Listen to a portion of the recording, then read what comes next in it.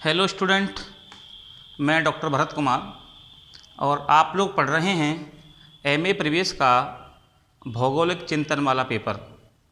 भौगोलिक चिंतन वाले पेपर में आप लोग अब तक भारतीय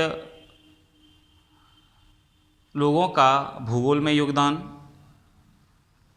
यूनानी व्यक्तियों का भूगोल में योगदान, रोमन व्यक्तियों का भूगोल में योगदान पढ़ चुके हैं। और मैंने कल आप लोगों को अंधकार युग या डार्क एज के बारे में बता दिया था। और कल मैंने आपको जो बताया था उसमें ये बताया था कि तीसरी शताब्दी से लेकर के और 12वीं शताब्दी के मध्य में बाइबल का विस्तार हो जाने के कारण, या कह सकते हैं कि ईसाई धर्म का विस्तार हो जाने के कारण भूगोल का, साहित्य का और विज्ञान का विकास रुक गया था और पूर्ण रूप से बाइबल का विस्तार हो गया था। यहाँ तक कि चर्च में जब बाइबल पढ़ाई जाती थी तो उसमें ये बताया जाता था कि प्रकृति का जो सृजन हुआ है वो पैगंबर के कह सकते हैं कि ईसाई धर्म के द्वारा ही हुआ है। और ईसाई जो धर्म है वह विश्व का सर्वोत्तम धर्म माना जाता है। और TNO मानचित्र को उन्होंने बताया था कि TNO मानचित्र में उन्होंने बीच में यरूशलेम को दिखाया था कि यरूशलेम एक पवित्र भूमि है। और मुख्य रूप से अगर हम लोग बात करेंगे यहाँ पे तो ईसाई जो धर्म होता है उसका ही बोलबाला उन्होंने बताया है। हालांकि उसी पीरियड काल में, जैसे कि मैं आपको कल पढ़ा चुका हूँ कि तीसरी शताब्दी से 12वीं शताब्दी के बीच में जो ईसाइयों का जो धर्म का विस्तार हुआ है उसके साथ में ही बीच में एक समय एक ऐसा भी है जो 8वीं शताब्दी से 13वीं शताब्दी के बीच में रहा है। और इस काल में अरब भूगोलवेत्ताओं का योगदान मुख्य रूप से माना जाता है। अरब भूगोलवेत्ताओं का योगदान क्या रहा है, इसमें 8वीं शताब्दी से 13वीं शताब्दी के बीच में पैगंबर मोहम्मद साहब के जो अनुयायी थे उन्होंने इसका विस्तार किया है। ये उसी काल के बीच का समय आता है जब हम लोग डार्क एज को पढ़ते हैं। तो यहाँ हम समझने की कोशिश करेंगे कि अरब भूगोलवेत्ताओं ने भूगोल में क्या अपना योगदान दिया है और कैसे भूगोल को आगे बढ़ाया है। तो सबसे पहले हम लोग देखेंगे कि अरब भूगोलवेत्ताओं के जो विचार हैं वो यूनानी भूगोलवेत्ताओं से काफ़ी मिलते जुलते हैं। यानी कि अरब भूगोलवेत्ताओं ने यूनानी या ग्रीक भूगोलवेत्ताओं के विचारों को आगे बढ़ाया है। इन्होंने जो 5 कटबंध, जो एक रूप से यूनानी भूगोलवेत्ताओं ने जो 5 कटबंध बताए हैं, उन्हीं 5 कटबंधों को इन अरब भूगोलवेत्ताओं ने भी माना है। भू केंद्रीय विचारधाराओं को भी इन्होंने अपनाया है। जैसा कि यूनान के भूगोलवेत्ता कहते हैं वैसा ही सेम यहाँ अरब भूगोलवेत्ता कहते हैं। टॉलमी के जो विचार हैं, टॉलमी के विचारों को भी इन्होंने ग्रहण किया है। और टॉलमी ने जो समय को ज्ञात करने की जो विधियां अपनाई हैं उनको भी इन अरब भूगोलवेत्ताओं ने अपनाया है। देशांतर रेखाएं जो टॉलमी के द्वारा बताई गई थी उनको भी अरब भूगोलवेत्ताओं ने अपनाया है। वहीं मध्याह्न रेखा जो टॉलमी के द्वारा अपनाई गई थी उसे ही इन अरब भूगोलवेत्ताओं ने अपनाया है और उनके विचारों को आगे बढ़ाया है। इसी में इनका जो मुख्य योगदान माना जाता है कि भौगोलिक शब्दकोश का निर्माण।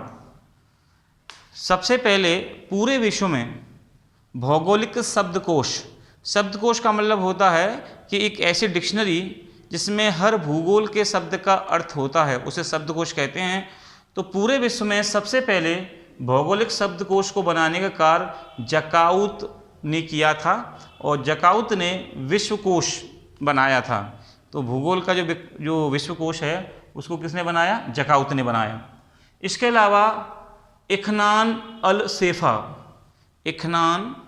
अल सेफ़ा एक व्यक्ति था जिसने विज्ञान कोश को बनाया। विज्ञान कोश को बनाया है इखनान अल शेखा ने, तो वहीं विश्वकोश को बनाया है जकाउत ने। तो ये दो ऐसे प्रमुख भूगोलवेत्ता रहे हैं जिन्होंने अपना अपना विश्वकोश बनाने में योगदान दिया है। इसी में अगर हम बात करेंगे कि अल बकरी ने भौगोलिक शब्द संग्रह तैयार किया। अल बकरी एक भूगोलवेत्ता रहे हैं, इन्होंने भौगोलिक शब्द, भूगोल की इतनी शब्दावली होती हैं जो शब्दकोश लिखे जाते हैं, उसके लिए सबसे ज़्यादा शब्दों को संग्रहण किया है या इकट्ठा किया है। इसके अलावा खलीफा फारून अल रशीद ने, खलीफा फारून अल रशीद ने बैतुल हिकमा अकादमी की स्थापना की। यानी खलीफा फारून अल रशीद एक ऐसा व्यक्ति था जिसने सबसे पहले एक अकादमी की स्थापना की, अकेडमी की स्थापना की, और जहाँ पर भूगोल के बारे में बताया या समझाया जाता था, वो बैतुल हिकमा अकादमी जिसका नाम था की स्थापना की गई है। 921 ईस्वी में अगर हम लोग बात करेंगे तो 921 ईस्वी में एडी में, एडी एक जगह है, एडी में अल वल्खी ने किताबुल अंशकाल, किताबुल अंशकाल के नाम से पहला जलवायु एटलस बनाया। यानी कि 1921 में अल वल्खी ने किताबुल अंशकाल के नाम से एक पहला एक राष्ट्रीय एटलस बनाया जिसमें पूरे विश्व की जलवायुओं को बताने का प्रयास इसके द्वारा किया गया। तो ये कुछ ऐसे हैं योगदान हैं जो कि विश्व में प्रमुख माने जाते हैं। इसमें मुख्य रूप से अगर आप लोग पढ़ेंगे तो हम यही कह सकते हैं कि कुछ ऐसे विचार हैं यूनानी भूगोलवेत्ताओं के या रोमन भूगोलवेत्ताओं के कि जिन विचारों को अरब भूगोलवेत्ताओं ने आगे बढ़ाया है। इसी में एक कुछ प्रमुख योगदान भी इनके पाए जाते हैं अरब भूगोलवेत्ताओं के। इनमें अरब वासियों का विशाल दृष्टिकोण और जिज्ञासु प्रवृत्ति के ये रहे हैं।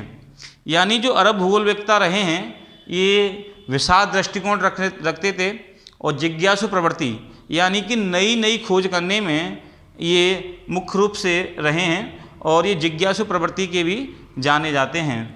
इन्होंने पुस्तकालय का निर्माण कराया। अरब भूगोलवेत्ताओं ने जब अलग अलग प्रवृत्तियों से अलग अलग खोज की, संग्रहण किया, तो उन सब संग्रहणों के द्वारा एक पुस्तकालय का निर्माण कराया।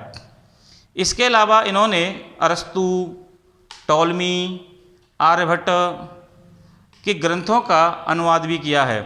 यानी भारत के कुछ भूगोलवेत्ता आप कह सकते हैं, इसमें आर्यभट्ट है और अरस्तु है, टॉलमी है, अन्य देशों के भी आप विचारक कह सकते हैं। इनके जो अनुवाद थे या इनकी जो ग्रंथ थे, अल्मागेस्ट प्रसिद्ध रचना रही है, उसका भी इन्होंने अपनी भाषा में अनुवाद करवाया था। इनके अलावा इनका व्यापार में भी योगदान रहा है। ये 8 से लेकर के और 13वीं शताब्दी के मध्य में बहुत ज़्यादा व्यापार पर ध्यान देते थे। ऐसा माना जाता है कि इस्लाम के जो संस्थापक हैं मोहम्मद पैगंबर, वो भी एक व्यापारी थे और उनके द्वारा भी व्यापार को बढ़ावा दिया गया था। प्रारंभ में वहाँ के जो अन्य लोग थे अरब प्रायद्वीप के, और वहाँ पर ये लोग हीरे, जवाहरात, वस्त्र, इत्र इत्यादि का व्यापार करते थे। तो अरब भूगोलवेत्ताओं का व्यापार में एक महत्वपूर्ण योगदान माना जाता है। इन्हीं के लिए बात करेंगे सामुद्रिक साहसिक कार्य। महासागरों में या कह सकते हैं आप लोग कि इन्होंने हर सागर के बारे में खोज की, हर सागर के पास गए और उसको देखा कि सामुद्रिक गतिविधियाँ क्या होती हैं, महासागरों में लहरें कैसे आती हैं, मानव संसाधन क्या होते हैं, या सारे के सारे सागरों को इन्होंने यात्राओं के माध्यम से पार करने का प्रयास किया। इन महासागरीय में लाल सागर, फारस की खाड़ी, अरब सागर, हिंद महासागर, बंगाल की खाड़ी, चीन का सागर इत्यादि या अन्य कई सारे ऐसे सागर हैं जिसकी इन्होंने यात्रा की, और यात्रा करने के बाद में अपना वहाँ पर खोज करने के बाद में वहाँ पर उस आंकड़ों को इकट्ठा किया जो भूगोल के लिए आवश्यक होते थे। तो ये एक जिज्ञासु प्रवृत्ति के रहे हैं। इसी में है तीर्थ स्थलों की यात्रा। अरब प्रायद्वीप की हम लोग बात करेंगे तो अरब जो भूगोलवेत्ता हैं, अरब भूगोलवेत्ताओं ने अधिकांशतः देशों की यात्रा की हैं और अधिकांशतः देशों में उन्होंने हर धर्म, हर महज के बारे में ज़्यादा से ज़्यादा जानने का प्रयास किया है। इन्होंने मुख्य रूप से सीरिया की यात्रा, मेसोपोटामिया जो एक सभ्यता रही है इराक की, वहाँ की यात्रा, फारस की खाड़ी की यात्रा, तुर्की की यात्रा, मलेशिया की यात्रा, चीन की यात्रा, सूडान की यात्रा, मोरक्को की यात्रा, स्पेन, फ्रांस, पुर्तगाल आदि देशों की यात्राएं की हैं। तो ये जो यात्राएं की हैं इनके द्वारा इन्होंने तीर्थ स्थल जो हुआ करते थे उन सब की यात्रा की हैं, चाहे वो इस्लामिक तीर्थ स्थल हों, चाहे वो ईसाई तीर्थ स्थल हों, चाहे वो हिंदू तीर्थ स्थल हों, उन सब की यात्राएं इनके द्वारा की गई हैं। इसमें जो मुख्य माना जाता है वो है कि 14 जलवायु प्रदेशों का वर्णन, 14 जलवायु प्रदेशों का वर्णन सबसे पहले अरब भूगोलवेत्ताओं ने किया है। और जिस एक व्यक्ति ने किया था या जिस भूगोलवेत्ता ने किया था उसका नाम था अल मकदीसी। अल मकदीसी ने सबसे पहले पूरे विश्व को 14 जलवायु प्रदेशों में बांटने का कार्य किया है। तो जो अरब भूगोलवेत्ता हैं इनका योगदान मुख्य रूप से माना जाता है। इन अरब के भूगोलवेत्ताओं में ये जो योगदान है वो बहुत ही अतुल्य माना जाता है। तो ये एक इंट्रोडक्शन वीडियो है अरब भूगोलवेत्ताओं का, और कल हम लोग अरब भूगोलवेत्ताओं के अंतर्गत सबसे पहले हम लोग कल पढ़ेंगे अल मसूदी के बारे में कि अल मसूदी क्या था, कौन था, कैसे कैसे की रचनाएं हैं, वर्तमान में कौन सी रचनाएं इसकी मिलती हैं या कौन कौन सी रचनाएं नहीं मिलती हैं, और भूगोल में इसका क्या योगदान रहा है। Thank you.